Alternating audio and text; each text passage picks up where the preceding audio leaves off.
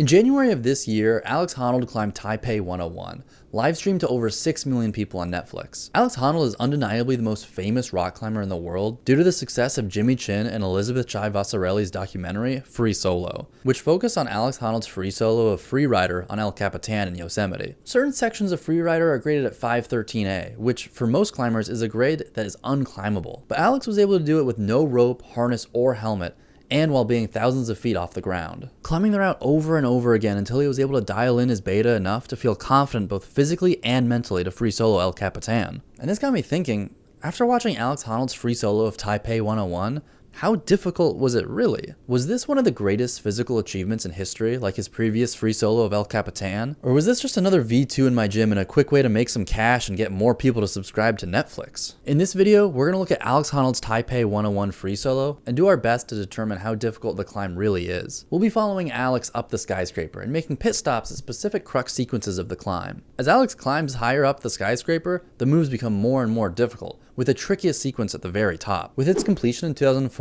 Taipei 101 became the tallest building in the world. And it would stay the tallest building in the world until 2010, when it was surpassed by the Burj Khalifa. Taipei 101 has 3 distinct sections. The bottom slab section, which is inclined at about 3.5 degrees. After that, there are 8 bamboo boxes stacked on top of each other, each box being slightly overhung at 4 to 5 degrees. And then lastly, there's the tower at the top, with heavily overhung shelf-like features. Let's take a look at the first section and try to figure out exactly how difficult it is. What the heck? The start looks easy enough. Grabbing 2 beams on either side as side pulls, smearing up with your feet, and then mantling on a small ledge. This is then followed up by the same move over and over again for 330 feet, or 110 meters for you crazy folks who live anywhere but here. Before we get too far in the climb, it's important to note the inherent difference between climbing on a skyscraper versus real rock in nature. Climbing on real rock, each hold feels slightly different. You're basically always using the texture of the rock to your advantage. But Taipei 101, like basically all other skyscrapers, is built from steel and glass. Steel has no texture and is extremely slick, which makes the climb inherently more dangerous and difficult than a potential free solo on real rock of similar difficulty. But taking a look at this first slab section, it looks really easy. Just from the way Alex is climbing, how he's holding himself, and the speed he's going, you can tell for him it's a piece of cake. It's like watching someone going up on the down climbing jugs in a bouldering gym. And he has to do this move 25 times before reaching the next section. The bulk of the difficulty for a climb at this scale is not just one crux move like the karate kick boulder of his ascent of El Capitan, but the sheer volume and repetition of the climb. Now, am I saying I could do this first section of the climb? Yes. Yes, I am saying that. But I'm gonna wait until I'm a husband and father of 2 before I do it. After these 25 repeating ladder moves, Alex is presented with the first crux sequence in the climb, this cloud-shaped feature on the corner of the building. There was quite a bit of discourse whether this was actually the easiest and most efficient way to climb the building, or if he had chosen this route to showcase some of the features of this building to bring in more tourism and create a more engaging climb for the viewers. But on his podcast, Climbing Gold, he does state that although it may not look it, it actually is the easiest way to climb this building. Even Elaine Robert, the only other person documented to have climbed Taipei 101, came to Alex's defense and agreed with him. Let's call this the first crux sequence of the climb. Beginning with the bottom of the cloud as an undercling, he then smears the face of the building to get his right heel set. He then moves to the right, pinching the outer edge of the cloud and finishing off by mantling to the top of the cloud. Now, it's challenging to speculate how difficult this sequence would be if it were a boulder problem. The holds throughout are large and he has great feet. If we were to just take it at face value, one could say this would be a V1 or V2. But we have to remember just how slippery and frictionless this building surface is. Before Alex climbed Taipei 101, they had to clean the entire route he was going to take because just a few weeks prior to climbing, there had been an extravagant fireworks show for New Year's Eve. So with that, I feel like bumping it up to V3, maybe V4, but probably not, is more accurate. And this doesn't even account for the fact that he's already 100 feet off the ground and has thousands of people around him in person cheering and screaming at him, and then another 6 million live streaming it. Everything he's climbed to this point, from the slab section to the cloud, he has to do one more time before reaching the bamboo boxes. He basically just hit reset on the level and respawned back to the start, except now he's 140 feet off the ground. And if you thought having to do the same crux move twice would be bad, what if I told you that later he has to do a crux sequence 9 different times? Would you say anything at all? Or would you just keep walking, wondering why is this guy in the street trying to talk to me about Alex Honnold's free solo of Taipei 101? Is he following me? Because I think I've seen him already a couple times today. Let's move our way up nearly 400 feet off the ground to the next crux sequence we're going to be looking at, the dragon. Taipei 101 is decorated with 9 of these dragon ornaments on each corner of the building, which means Alex has to climb them 9 times. He actually only ends up climbing them 8 times because he skips the last one. Not what I signed up for when I subscribed to Netflix to watch this. Alex said on his podcast that the first dragon actually wasn't necessary to climb and that it would have been easier to just go around it, but he chose to do the first dragon more as a warm-up and to begin actually locking in for the rest of the climb. Alex climbs every dragon on the route the exact same way in under 10 moves. The start to the sequence is a delicate move left with nothing beneath you but the steel frame you're using for your footing. You then match your hands before moving up to the circle ornament of the dragon. I'm saying you, but you're not doing this. You're sitting on your butt or making lunch or pretending to work while watching this video. Alex Honnolds is the one doing all this psycho climbing. Alex Honnolds works his feet up high to then move his left hand to the edge of the dragon's belly? Yeah, I guess that would be their belly. Stop, I'm ticklish. Don't touch me there. Seriously, Alex, you're gonna make me piss myself. After Alex makes the dragon piss himself, a sentence I never thought I'd say, he swaps his right hand to an undercling and continues to move his left hand as high as possible before hopping up and getting his foot on the belly of the dragon. Uh-oh, you're tickling me again. Nah, I'm not gonna do that again. And from there, that section is basically over. He uses the flat slats at the top of the dragon and tops out. This is, without a doubt, more difficult than the cloud sequence. There are far fewer holds to use, worse feet, and overall just more technical movement, with the very delicate beginning and the hop to the dragon's belly. And with that, I have to grade it more difficult than the cloud. So I would give it a V4 or V5. If I saw this in my climbing gym, my initial thought would probably be, why and how did they set this boulder 400 feet off the ground? But those are just my thoughts. Let's get professional climber Emily Harrington's thoughts on what makes the dragon sequence so difficult. Well, they're tricky because they're just a bit difficult to climb. Hey, if you're enjoying this video, consider subscribing. I've got more niche climbing videos on my channel and more on the way. One of my favorite videos I made recently is this one discussing competitive climbing and why you should watch it. It's one of the few sports I actually watch, and in the video, I give you 5 reasons to convince you it should also be a sport you watch. Check it out after you finish this video. Okay, now back to the video you actually chose to watch. After the first dragon, the climb shifts, quite literally.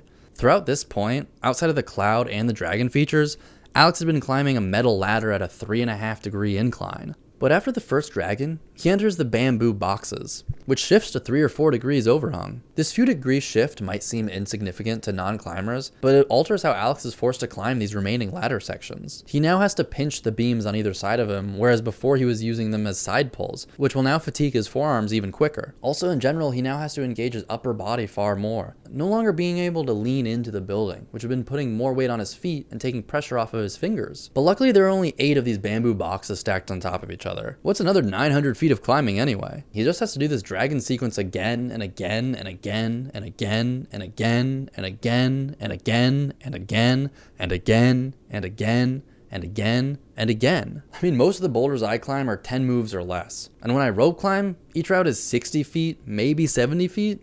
I mean, those bamboo boxes alone are only 15 times the height of what I regularly climb. You know what? When I lay it out all like that, just about anyone could do Alex Honnold's free solo of Taipei 101. Once Alex had completed all 8 bamboo boxes and nearly 1,300 feet of climbing, it's time for the sequence that gave Alex the most amount of worry when scouting the possibility of free soloing Taipei 101. This sequence is a part of the final tower. The difficulty comes from what they like to call the overhangs. It's significantly steeper than the bamboo boxes or any other section of the climb. There are 4 of these overhangs in the tower section, each comprised of 3 steel shelves. It's basically a metal campus board, and Alex actually climbs it similar to how you would on a campus board, cutting feet numerous times before mantling to the top. Although this may have been Alex's biggest worry when looking at the climb, I suspect it is not, in fact, the most difficult section of the climb. My guess is Netflix just presented it this way for theatricality and increased engagement for the most difficult section. On his podcast, Alex said that he basically cut feet in campuses sections of it because he thought it would look cooler and be more fun. Each overhang is 3 fairly simple moves, and for that,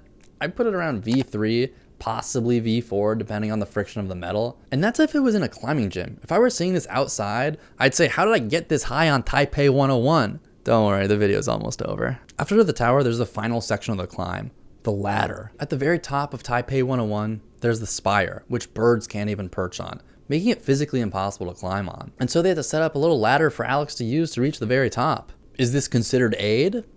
I mean, yeah, obviously, but I would say this is actually what gives Alex the most amount of difficulty throughout the entire climb. They could have given him like a sturdy metal ladder, but instead they chose to steal one of those rope trick ladders from carnivals and set that up 1,500 feet on the windiest day in the world. Alex looked so stable and strong while climbing the cloud ornaments, the bamboo boxes, the dragons, and the overhangs. But all that was just training for the biggest challenge of the entire climb, the ladder. I mean, just looking at it, I would have to say it's V17, if not harder. I honestly wouldn't be surprised if it's more difficult than Burden of Dreams, the first V17 boulder problem in the world. Also, they refused to give any close-ups while Alex was on the ladder. It's exclusively wide shots because they know how goofy he looks swinging around on this thing. Oh, but the moment he steps off the ladder, now we're capable of doing a close-up. Come on, give me a close-up of Alex on this ladder. I want to get the ick from watching Alex Honnold ragdolling around on a little ladder that Netflix set up for him. Is that too much to ask? It's tough to know exactly the difficulty of these sequences we looked at just from looking at the stream on Netflix. In reality, some of these easier sections could be quite a bit more difficult than they appear.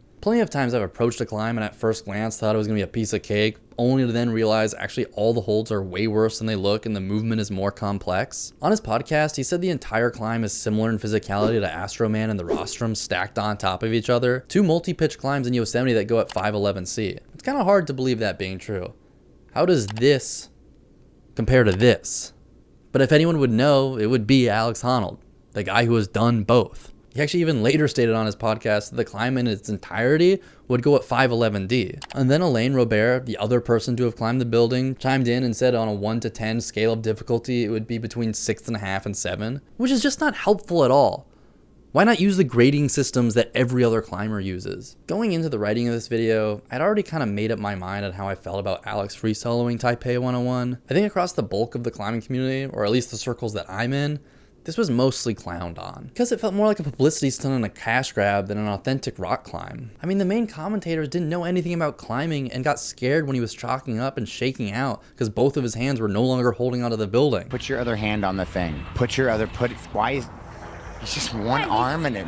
And then there's the whole side of how this entire thing could be perceived as reckless and irresponsible. We obviously know now he climbed to the top of the building and survived, but to have thousands of people on the ground and inside the building watching him, and then another 6 million people streaming it with the potential of watching him make a mistake and fall, it just feels irresponsible. And honestly, it's selfish to make that amount of people potentially endure that trauma. And then you add in that he's also now a husband and father of 2. Alex and his wife Sonny have taken the stance that this is actually good for their kids because it shows that anything is possible. In free solo, there weren't as heavy consequences if he wasn't successful in his free solo. Yes, it would still be devastating to his friends, family, and the entire climbing community, but he and Sonny were in a newer relationship and she had made the choice knowing that this is what Alex does, that she wants to be with him. But their children don't get to make that choice. And that really doesn't sit well with me. He could be a great father who cares deeply about his kids, but this felt irresponsible as a father and closer to a stunt by David Blaine than a true free solo. Speaking of David Blaine, did you know I had tricked you this entire video without you knowing? During the whole time I've been filming this video, I was in a treehouse. Does anyone have Alex's phone number? He took my ladder and now I can't get down. He said he'd be right back, but I've been stuck up here for over a month. Why is the camera zooming out? I need your help. Please don't end the video. I've had to resort to eating the tree, but the more I eat the tree, the less stable it becomes. Call the fire department. Okay, bye.